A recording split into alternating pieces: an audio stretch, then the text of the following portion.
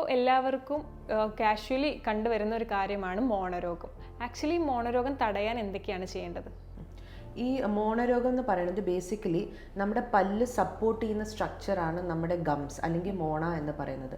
Gums മാത്രമല്ല, അതിൻ്റെ അടിയിൽ നമുക്ക് എല്ലിൻ്റെ ഒരു പോർഷനും കൂടെ ഉണ്ട്. സോ ഇത് നമുക്കൊരു നോർമൽ മെയിൻ്റനൻസ്, ഒരു സാധാരണ ഒരു വ്യക്തിക്കുള്ളൊരു മെയിൻ്റനൻസ് ആണ് ഉദ്ദേശിക്കുന്നതെന്നുണ്ടെങ്കിൽ നമ്മൾ ഈ പറയുന്ന പോലെ ട്വൈസ് ഡെയിലി ബ്രഷിംഗ് എന്ന് പറയുമ്പോൾ അതും ഒരു ടെക്നീക്ക് വേണം നമ്മൾ നോക്കാനായിട്ട്. എപ്പോഴും മോണയിൽ നിന്ന് പല്ലിലേക്കുള്ള ഡയറക്ഷനിലേക്ക് വേണം നമ്മൾ എപ്പോഴും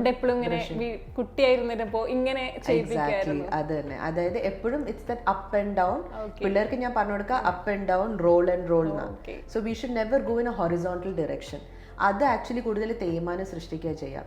സോ ബ്രഷിങ് നമ്മൾ 2 നേരം ചെയ്യുമെന്ന് പറയുന്നുണ്ടെങ്കിലും ഇറ്റ്സ് ഓൾവേസ് ടെക്നിക് സെൻസിറ്റീവ്. അതായത് നമ്മൾ ചെയ്യുന്ന രീതി കറക്റ്റ് അല്ലെങ്കിൽ നമ്മൾ ബ്രഷിങ് ഇത്ര നേരം ചെയ്തിട്ട് ഒരു കാര്യമില്ല. സോ ഏറ്റവും മെയിൻ ഇസ് ഈ ട്വൈസ് ഡെയിലി ബ്രഷിങ്.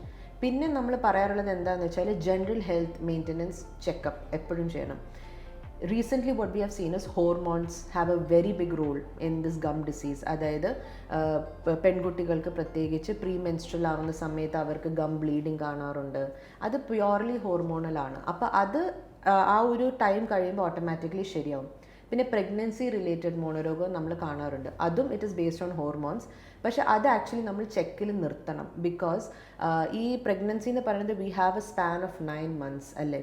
അപ്പോൾ ഈ 9 months ഗം ഇത്ര ഇൻഫ്ലമേഷൻ വന്ന് നമുക്ക് ഗം ബ്ലീഡിംഗ് ഒക്കെ വന്നു കഴിഞ്ഞാൽ there are chances that we miss some decay.